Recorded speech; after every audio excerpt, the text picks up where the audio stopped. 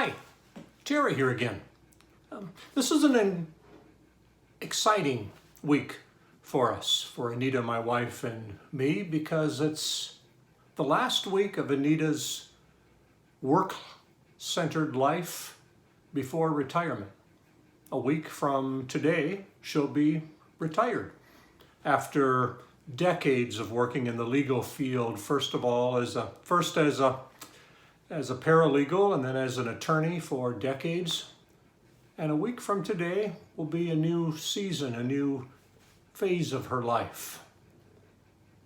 And somebody asked her yesterday a question that she hears quite frequently. Once you retire, what are you going to do? What will you do? Implied, what will you do with your time? How will you fill your life? What will bring you meaning? What do you look forward to doing? And it's a surprisingly challenging question for her. It'd be a very different question if somebody asked, what do you see this next season of your life becoming? Or who do you see yourself becoming in the next season of your life? But it's usually the same question. What are you going to do? And I've heard her answer it in various ways. She says, well, I'm going to take a sabbatical and spend some time figuring it out, what comes next. Okay, and that seems to work for some people. Or she says, I'm going to process, boxes full of memories, old pictures and flyers and memorabilia, and put those all together. That helps. But when it really comes down to it, first of all, she's not anxious, because I've been retired myself for more than 10 years, almost 15 years, and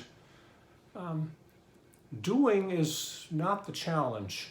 There are always things to do, things to fill life with.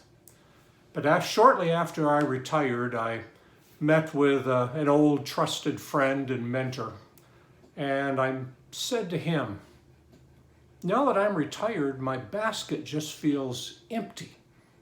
I don't have appointments, don't have people to mentor, classes to teach, appointments to keep. I don't have all these things. My basket, what am I going to fill it with? And I vividly remember him sitting back and saying, maybe you'll learn to live with a basket that isn't as full. So one answer that Anita and I talked about this morning at Donuts after exercising, our reward for exercise, was a very short answer. What are you going to do once you retire? One very short answer would be less. Less. And I would suspect there are other answers, such as, what is she going to do after retirement? She'll spend some time grieving, letting go of things that have been important, just letting go of clients that she's had for decades, people that care for her, appreciate her, and those that she's cared for years. So it'll be grieving things that she'll miss. Another short answer would be healing. What will you do after you retire? I will heal. Heal from those clients that were less than kind. Heal from treatment of, especially the last couple of years, of leaders that were very egoic and less than kind. So healing from some of the regrets of the last couple of years. So there are lots of different ways. What will you do after you retire? Be. Learn to be. To breathe. To relax. To spend an extra amount of time at the donut shop, of maybe going to the gym 4 times instead of 2 per week. There are lots of little pieces, but it goes deeper than that.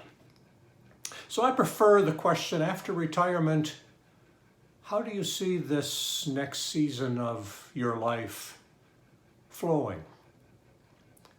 What do you see for yourself in this next season of life? This season that is not as career-oriented, a season that is more spacious, a season where you have more room to breathe, And I suppose that doesn't have to only happen at retirement. It could also happen during work time where a person decides to somehow create or form, maybe is a better term, to form a more spacious career life. Could be through re-careering, it could be through letting some things go, it could be a different position, whatever. But those times in life where it's okay to have an emptier basket. It's not filled to overflowing. One of my basic premises that I've observed about ourselves, and at least some, if not most others, is that stuff expands to fill all available space. So it's important for us at this stage of our life to have a smaller space, a smaller condo. Because if we have more space, we'll just gather more stuff. Well, I suppose the other way is to say, one of the dangers is that activities, things to do, fill all available space plus 10%. At least that's part of a major stage of life.